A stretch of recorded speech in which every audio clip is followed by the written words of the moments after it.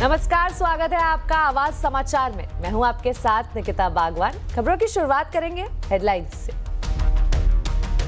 आज दिल्ली में शुरू होगा एआई का महाकुंभ। थोड़ी देर में पीएम मोदी करेंगे इंडिया एआई इंपैक्ट समिट का उद्घाटन। Alphabet, open AI, Anthropic, Qualcomm समेत 40 से ज्यादा टेक कंपनियों के दिग्गज सीईओज समिट में लेंगे हिस्सा। रिलायंस इंडस्ट्रीज के सीएमडी मुकेश अंबानी भी करेंगे शिरकत। एआई इंपैक्ट समिट में जियो इंटेलिजेंस शोकेस, एआई एनेबल्ड जियो आरोग्य और जियो शिक्षा की झलक। जियो संस्कृति बना आकर्षण का केंद्र। एआई स्टोरी टेलिंग बूथ पर दिखाई जा रही है महाभारत। कारोबारी हफ्ते के पहले दिन बाजार में जोश, बुल्स ने पकड़ी रफ्तार। सेंसेक्स निफ्टी शानदार बढ़त के साथ बंद। बैंक निफ्टी 1% से ज्यादा बढ़त पर बंद। बैंकिंग, फार्मा, तेल, गैस शेयरों में खरीदारी। इनकम टैक्स के बाद अब कॉर्पोरेट फाइलिंग्स में बड़े रिफॉर्म की तैयारी। रजिस्ट्रार ऑफ कंपनीज के तहत कंपनियों और एलएलपी फर्म्स के लिए कंप्लायंस आसान बनाने के लिए अमेंडमेंट संभव। अलग अलग देशों के साथ होने वाले फ्री ट्रेड एग्रीमेंट की वजह से अगले 1 साल में राजस्व में आएगी 1 लाख करोड़ रुपए की कमी, वित्त मंत्रालय का अनुमान। हालांकि एक्सपोर्ट और रोजगार बढ़ने से होगा फायदा।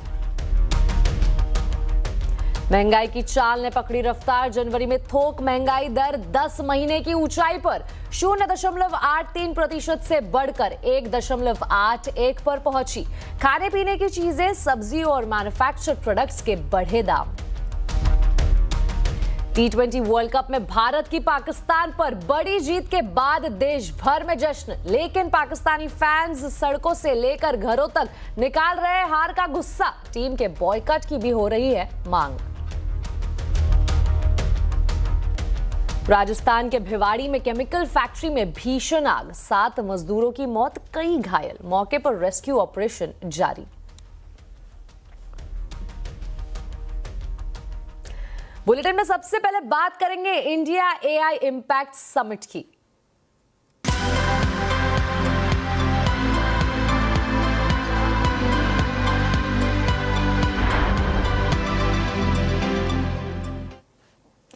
आज पूरी दुनिया की नजर दिल्ली में शुरू होने वाले इंडिया एआई इंपैक्ट समिट पर टिकी है। थोड़ी देर में प्रधानमंत्री नरेंद्र मोदी भारत मंडपम में एआई इंपैक्ट समिट का उद्घाटन करेंगे। इस समिट में क्या खास होने वाला है और कौन कौन से दिग्गज चेहरे शिरकत कर रहे हैं, ये तमाम जानकारी के साथ हमारे संवाददाता असीम मनचंदा जुड़े हैं। असीम, बताइए आखिर एआई इंपैक्ट समिट को लेकर क्या अपडेट है और इस समिट में कौन कौन शामिल हो रहा है? देखिए, एआई का Mahakumbh India AI impact summit अब थोड़ी देर के अंदर ही शुरू होने वाली है। प्रधानमंत्री मोदी यहां पर भारत मंडपम में पहुंचने वाले हैं और इसका औपचारिक तौर पर जो एग्जीबिशन है उसका उद्घाटन करेंगे।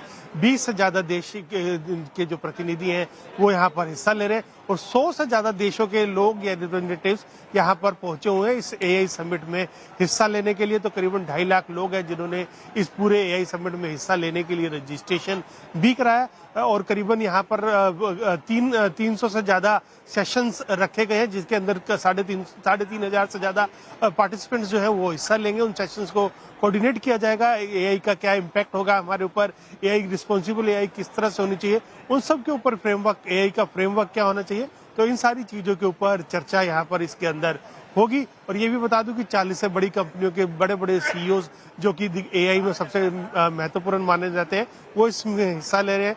सैम अल्टमैन का नाम है सबसे ज्यादा, जो कि ओपन एआई के सीईओ है। उसके साथ साथ माइक्रोसॉफ्ट के बिल गेट्स है, सुंदर पिचाई इसमें हिस्सा ले रहे हैं।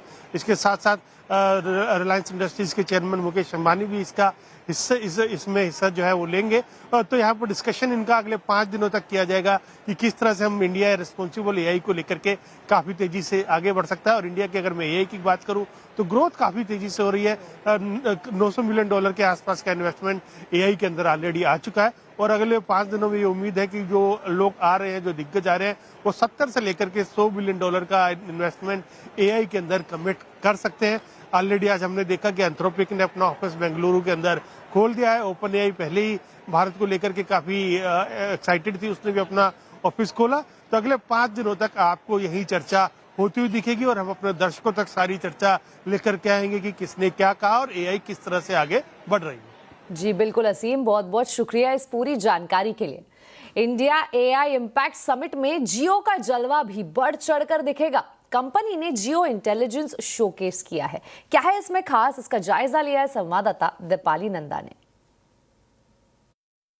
भारत मंडपम में इंडिया एआई इम्पैक्ट समिट की शुरुआत हो चुकी है और इस वक्त मैं मौजूद हूं जियो के पवेलियन में। और यहां पर किस तरह से एआई को शोकेस किया जा रहा है, किस सेक्टर में इनोवेशन और एआई का जलवा देखने को मिलेगा, अब मैं आपको बताती हूं। यहां पर आप सीधा देख सकते हैं, एक पूरा ब्रीफ दिया गया है कि जब आप जियो के पवेलियन में आएंगे तो आपको किस तरह के सॉल्यूशंस, फ्रेमवर्क्स और साथ ही साथ एआई से जुड़े मॉडल्स यहां पर शोकेस किए जाएंगे। ये जो पूरा आप देख रहे हैं कॉर्नर, ये जियो इंटेलिजेंस का कॉर्नर है और इसकी थीम लाइन है डेमोक्रेटाइजिंग एआई फॉर इंडिया। अब मैं आपको आगे लेकर चलती हूं और यहां पर मैं आपको दिखाऊं कि यहां पर जो फोकस किया गया है वो हेल्थ सेक्टर पर किया गया है। किस तरह से एआई इनेबल जियो आरोग्य एआई ट्रांसफॉर्मेशन के जरिए आप अपनी बॉडी का चेकअप यहां पर एआई की हेल्प से करवा सकते हैं। ये जो आप यहां पर देख रहे हैं कॉर्नर, सीधा आप अपने एआई डॉक्टर से मिल सकते हैं। यहां पर आप देख सकते हैं लोग काफी एक्साइटेड है क्योंकि किस तरह से एआई के जरिए आप अपने डॉक्टर से सीधी बातचीत कर सकते हैं, उसे यहाँ पर दिखाया गया है।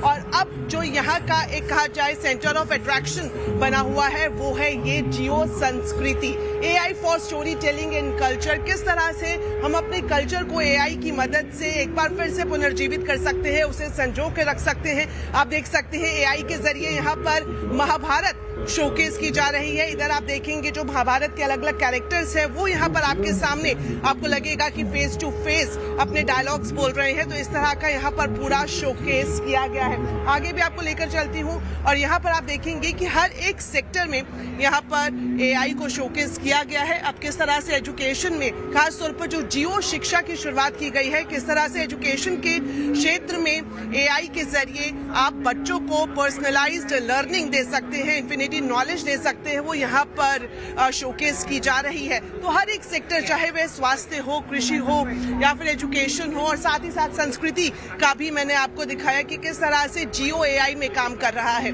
दीपाली नंदा, दिल्ली। एआई एक बड़ा डिस्रप्टर बनकर उभरा है। भारत में एआई इम्पैक्ट समिट हो रहा है। आवाज अड्डा में भी हम आज इसी पर चर्चा कर रहे हैं। एआई है तैयार हम, जरूर देखिए शाम 7:57 पर।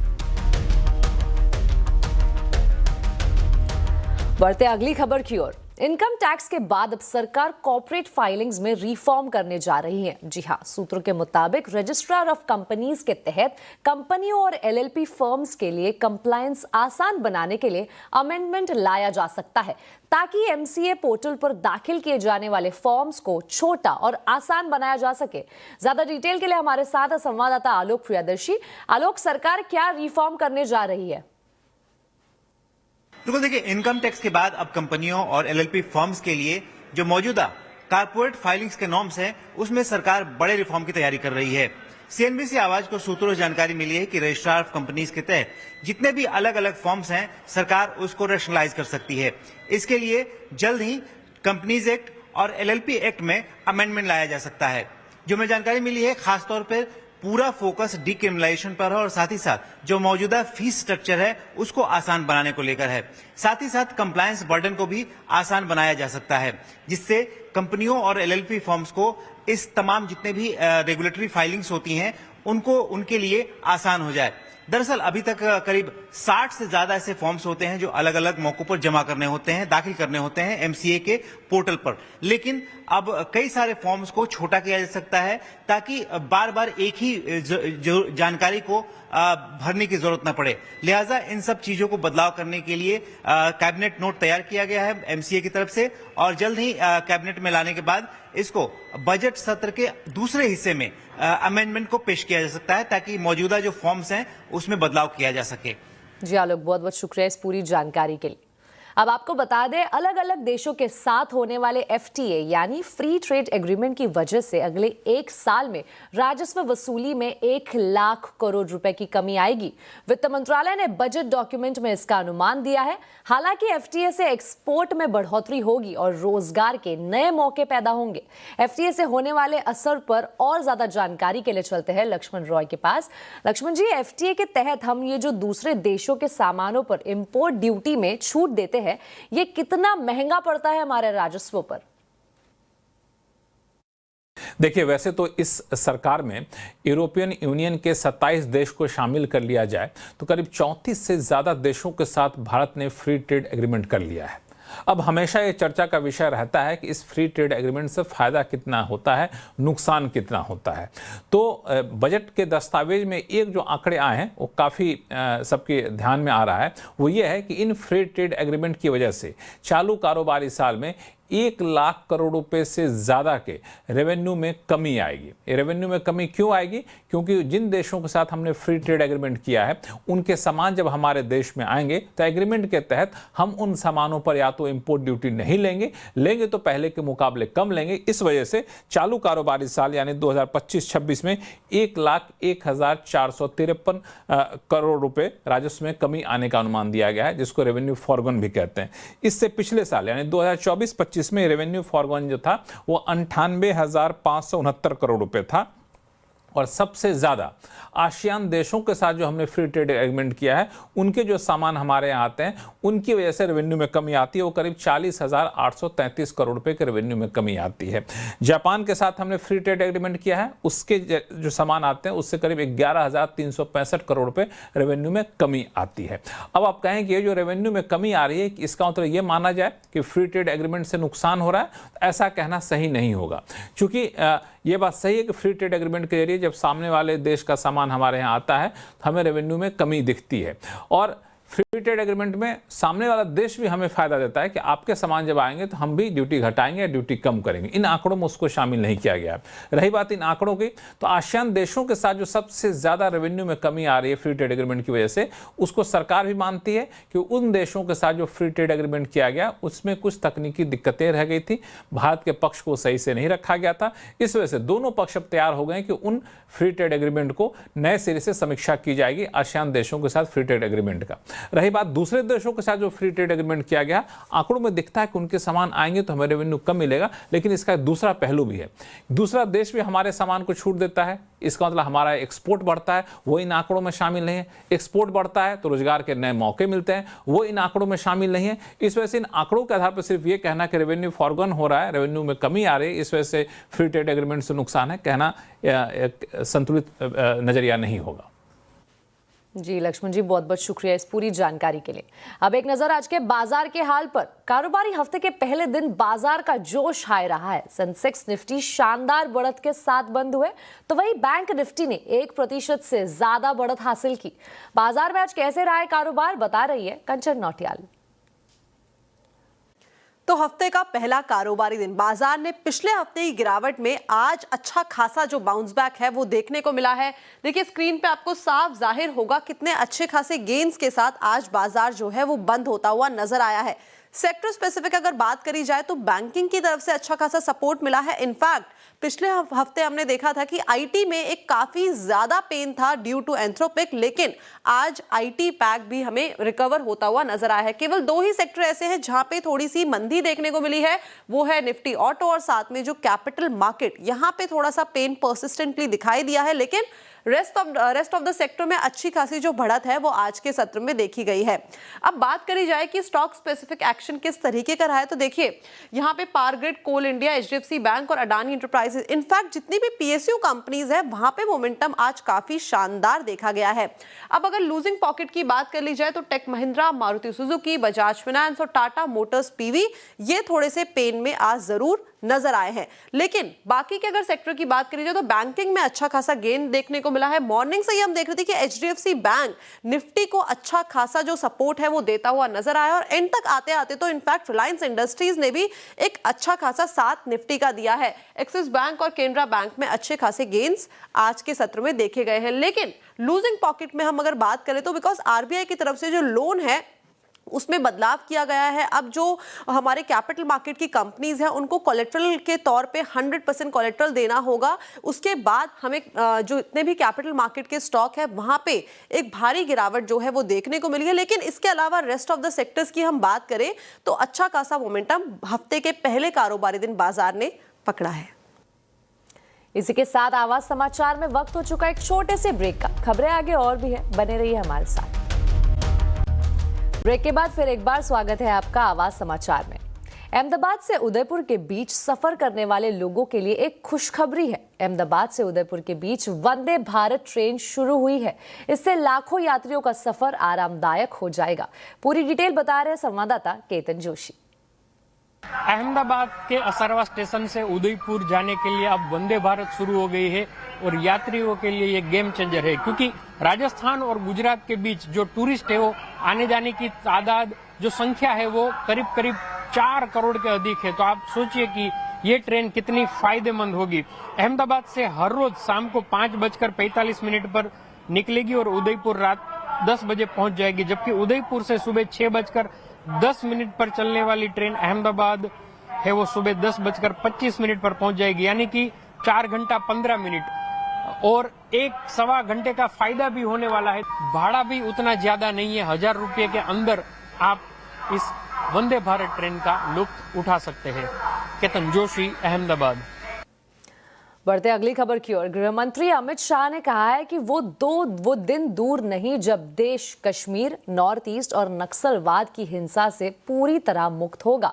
आज दिल्ली पुलिस के स्पेशल सेल के नए हेडक्वार्टर के शिलान्यास के मौके पर अमित शाह ने कहा कि 2014 से 2026 का समय देश की आंतरिक सुरक्षा के लिए स्वर्ण युग की तरह याद किया जाएगा। उन्होंने कहा कि धारा 370 हटने के बाद कश्मीर, नॉर्थ ईस्ट और नक्सलवादी हिंसा के मामलों में 80% तक कमी आई है।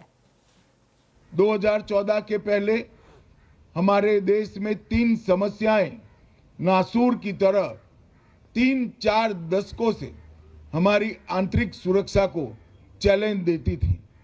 कश्मीर का क्षेत्र, पूरा नॉर्थ ईस्ट और कई राज्यों में 11 से राज्यों में फैला हुआ माओवादियों से पीड़ित क्षेत्र, ये तीनों क्षेत्र हमारी आंतरिक सुरक्षा को एक बहुत बड़ी चैलेंज देते थे। मगर मुझे पूरा आपको बताते हुए हर्ष हो रहा है कि धारा 370 के निरस्तीकरण के बाद कश्मीर, नॉर्थ ईस्ट और माओवादी क्षेत्र में हिंसा के आंकड़ों को हम 80% तक कम करने में सफल हुए हैं और वो दिन दूर नहीं है जब ये तीनों क्षेत्र पूर्णतया हिंसा से मुक्त हो जाएंगे। अब आपको बता दें, राजस्थान के भिवाड़ी के इंडस्ट्रियल एरिया में आज सुबह केमिकल फैक्ट्री में आग लगने से 7 मजदूरों की मौत हो गई है। हादसे के वक्त फैक्ट्री में करीब 25 मजदूर मौजूद थे।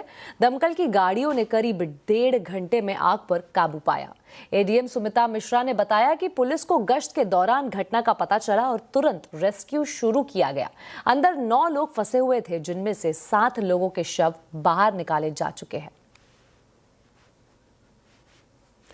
तो भारत से T20 वर्ल्ड कप में करारी हार के बाद पाकिस्तान घबराया सा नजर आ रहा है।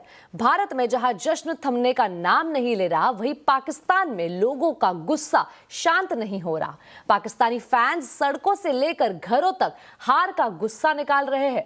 सोशल मीडिया पर भी फैंस अपनी टीम को भर भर कर कोस रहे हैं। घरों में गुस्से से लोग अपनी टीवी फोड़ रहे हैं। इतना ही नहीं, लोग तो पाकिस्तानी क्रिकेट टीम को बॉयकॉट करने की भी मांग कर रहे हैं। मुझे बहुत तकलीफ हुई है, नहीं हारना चाहिए था।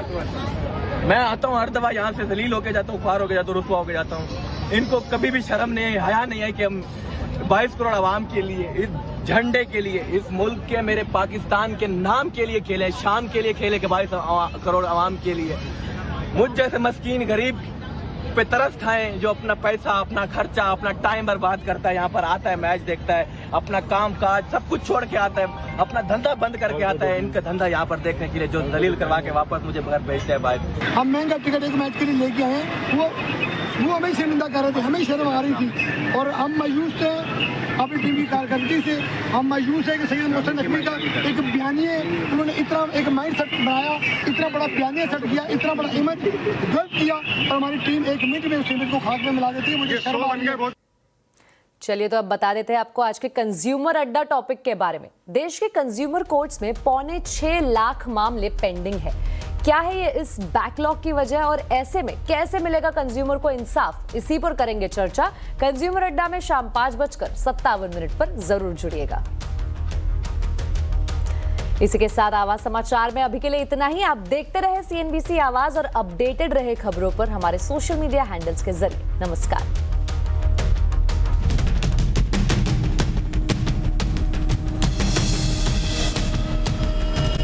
Mongia